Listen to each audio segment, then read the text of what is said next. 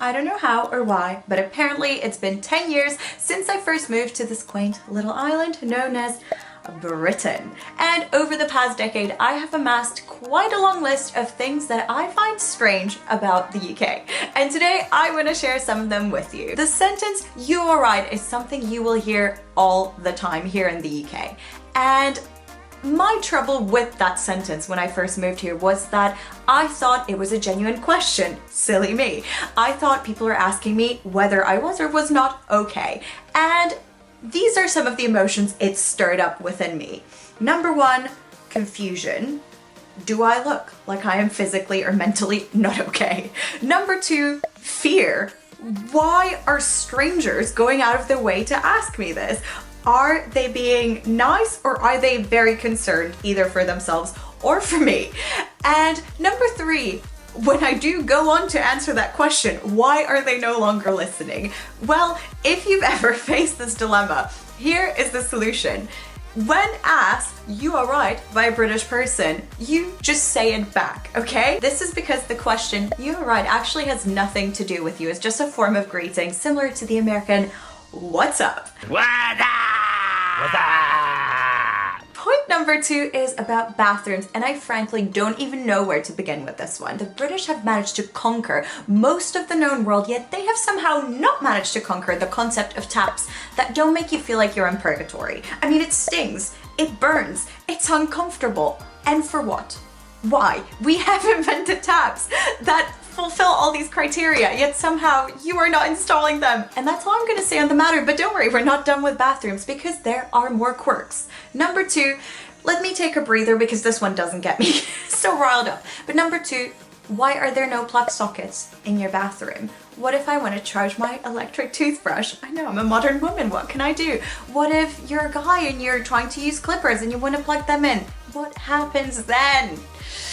Silly. And number three, and this is going to be my last point on the bathrooms, but my blood pressure is rising again because I'm about to talk about the monstrosity that is carpets in bathrooms. I'm talking thick, fluffy carpets in that one room that is full of steam and liquid and odors and just horribleness.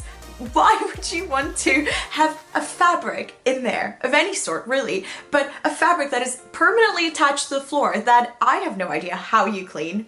Do you?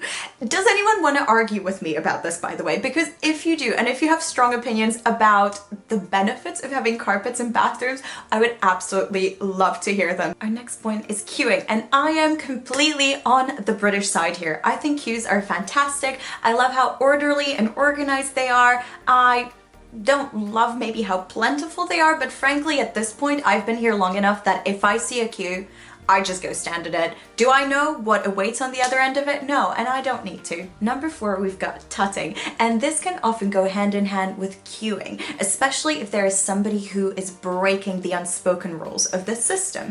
And what will happen, instead of somebody telling you off or saying, "oh, you're doing it wrong, go to the back," whatever, they'll go. Quite often they won't even make eye contact because for a British person, that could be a little too confrontational. Another great example that comes to mind here is queuing on escalators. The way escalators work here in the UK is you stand on the right-hand side and you're stationary. On the left-hand side, however, you're supposed to leave space so people can walk if they're in a rush. If somebody were to break the system, as people, especially tourists, often do, tutting would probably be expected. And I have myself tutted at tourists, and it was incredible because it made me feel like I was finally being accepted by my adoptive brethren. I want to kick off number five with a fun little number. Did you know that here in the UK, people drink more than 150 million cups of tea every single day? Now, to you, the term tea might mean many things. You might think of green tea, you might think of black tea, you might think of herbal tea. But here in the UK, it really only means one thing, and that's English breakfast tea with milk. And there are four main brands that everyone seems to buy, and that's PG Tips, Twinings, Tetley, and the other one, Yorkshire tea. And I don't think I've ever been to a British household that didn't have one of these on their shelf. And I think that's beautiful. I like the certainty of knowing what to expect. Sandwiches are just a huge thing in this country. Most big supermarkets in the UK, like Tesco, Asda, or Sainsbury's, have something called a meal deal, where for somewhere in between £3 and £4, you can get a sandwich, a snack, and a drink, which frankly is a very good deal, especially if you're going out for a quick lunch or whatever. And the selection is astounding. It's amazing. At Christmas time, you will have like stuffing sandwiches with turkey. I think that's the only time of year when you have special sandwiches. But truly, it is incredible, and most people have favorites, and when they go to buy a meal deal, they will try to get the most value out of it that they possibly can. There is a guy by the name of Max Fosh here on YouTube who does something called ranking people's meal deals, and I absolutely love watching them. Point number 7, let's make the oh so logical leap from the topic of sandwiches to social class. Now, meal deals can actually be a pretty good predictor of somebody's social standing and background, but an even better predictor is their accent. Here in the UK, it is truly incredible. You can pinpoint where somebody is from or where they were born to the street sometimes. If you've ever heard of George Bernard Shaw's Pygmalion or My Fair Lady, you'll already know what I'm talking about. The way a person speaks, the things they say here in Britain can be used as a pretty reliable predictor of social class, and it's something that is still at the forefront of people's minds today. It's something that people are very aware of. And I know this is the case in every country. People, wonder what another person's background is, but it is just so obvious in many ways here. And there are so many terms for people who belong to different social classes. A person from the upper class might be called posh, very common word. It might be called a toff or a sloan, which is a term derived from Sloane Square I think it's in Chelsea, where a lot of rich people live. And then on the opposite side of the spectrum, some working class people might be described as chavs, although this is a specific subsection of that bigger group, or they might be called scallies. There's a lot of words, but many of them are derogatory, so we're gonna move on to our next point. When I first moved here, I thought there was breakfast, lunch, and dinner, and it turns out I was completely wrong, because here in the UK, those names are completely open to interpretation. For example, you can get school dinner, which is actually lunch because you eat it at lunchtime. There's also the word supper and the word tea, both of which can be used to describe dinner. And frankly, I haven't fully figured out the distinction between these. It really depends on where you come from. So in the north of the country, people might use different words to people in the south, and different families and different social classes might use different words as well. So it is truly a minefield. In number 9, we've got pet names. There is an infinite degree of nuance and so many layers to the way in which these terms of endearment are used. But here are a few examples. A girl from Essex, somebody from Towie, might use the word babes a lot, right? To refer to another person of a similar age. But then you get an elderly gentleman who might call you love or sweetheart, or maybe a dinner lady, school dinner lady who serves lunches. Yep, exactly. She might call you darling.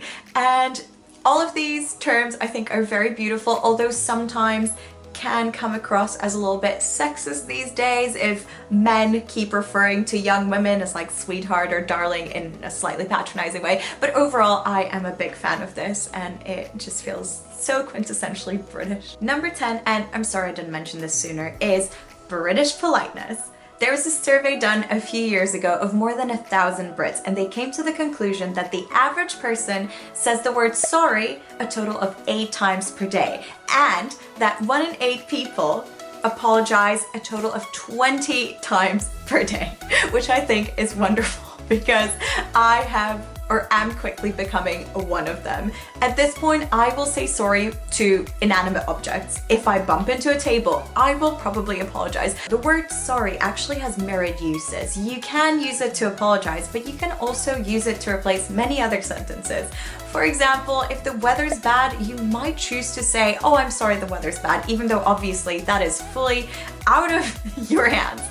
You may also say something like, oh, I'm sorry that happened to you, although again, you weren't the perpetrator of whatever bad thing happened to that person. You can use the word to show sympathy, you can use it to soften your language, you can use it when stopping somebody in the street, say, oh, sorry, have you got the time? Or sorry, could you point me to St. Paul's, my favorite building in London. It's so beautiful. On the topic of British politeness, I also want to mention that Brits sometimes have a tendency to be very indirect. And even the way I said that was pretty indirect, so you can see I'm learning. For example, if you ask somebody for their opinion about, say, the sweater, instead of saying, no, I don't really like it, they might say, oh, it's lovely, but it's not really my cup of tea, or it's interesting. Number 11, the British sense of humor. Do you know what I just said about Brits being really polite and kind? Well, forget all about that when it comes to close friends, because your close friends, if they are British,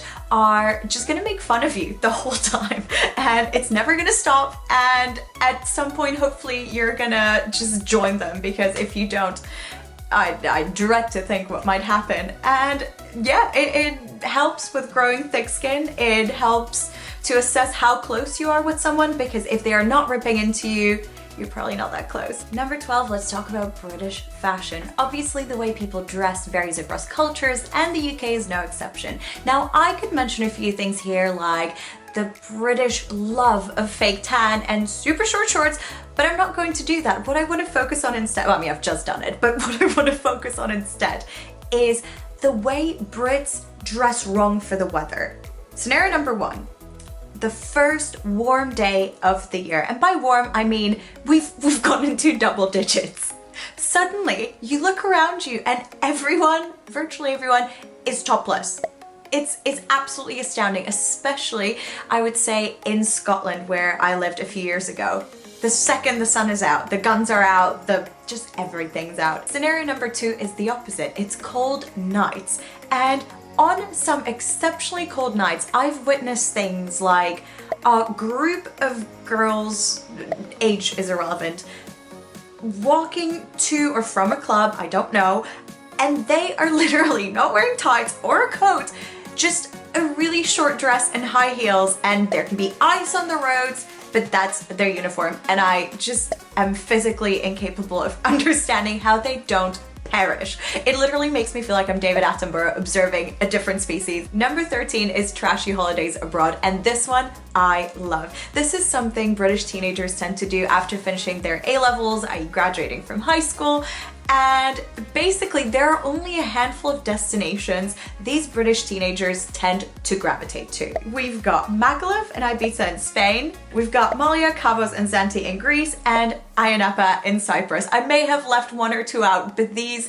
are the epicenters of what can only be described as mayhem. Absolute havoc, utmost hedonism, cheap shots, scantily clad everyone. I mean, it is awful and brilliant at the same time. I myself went on one such holiday after graduating from high school. I went to Ibiza, or Ibiza, as Brits like to say. And yeah, it was exactly what you would expect. If you are unfamiliar with this trend, I would like to point you in the direction of a very special show. The TV show is called Son, Sex and Suspicious Parents, and basically producers will invite a group of young people, and unbeknownst to them, they'll also invite their parents, who will then watch their young offspring from afar and judge them silently, and in the end, not so silently, for the various ways in which they've debased themselves. That brings me to my next point, which is British TV.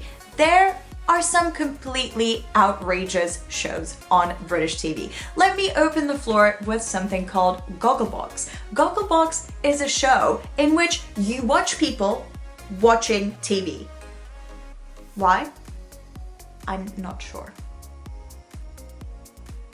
There's Naked Attraction, where you choose a date based on looking at several people inside transparent boxes that slowly reveal every inch of their naked bodies, including the inches. Need I say more? No. Then there's another show called Dogs Might Fly, in which literally teach dogs how to fly a plane. And don't worry, there's more. There's carjackers, where people steal their friends' cars and turn them into something else like a giant chicken nugget or a miniature space shuttle. And even the normal TV shows are a bit weird, like 8 out of 10 Cats or Come Dine With Me, which is currently in its 46th season. That's mad. And when I say weird, by the way, you should know that, yes, I think objectively these are really strange concepts, but I also think they are hugely enjoyable. All right, we've reached point number 15. This is by no means the full list of things I find weird about Britain, but these are the 15 that I chose to open this topic up with. If you would like to hear more, by the way, do let me know. Don't forget to like and subscribe, etc. Now, my final point are those X's that some Brits choose to end text messages with. The X's represent kisses, and as a teenager, I used to hugely overthink this, especially when texting people I was potentially romantically interested in. I would look at the X's and then be confused as to how many I was supposed to send. Was I supposed to send any? Am I sending the wrong message? What does 2 X's mean vis-a-vis 3? Am I too much of a flirt? Are they too much of a flirt? Am I not enough of a flirt? It was a complete minefield. Now, as an adult, I have made the executive decision to just not care, because people use them in different ways. Some people use them to flirt, some people use them to send to friends, some people use them because they don't know how to finish a text message without them. Don't forget to subscribe, give this a thumbs up, and I will see you next Friday. Bye, and sorry, just for no reason.